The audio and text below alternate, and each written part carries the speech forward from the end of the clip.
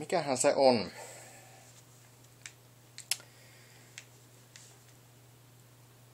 Tämmönen juttu näyttää aluksi vähän Desu-pipomaiselta.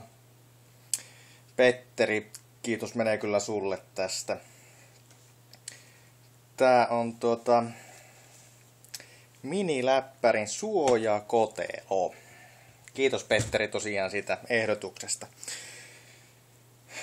Tuli askareltua sitten tämmönen 2 Desu-piposta.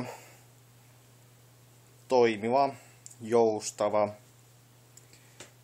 just sopiva, helppo homma, mahtavan näköinen.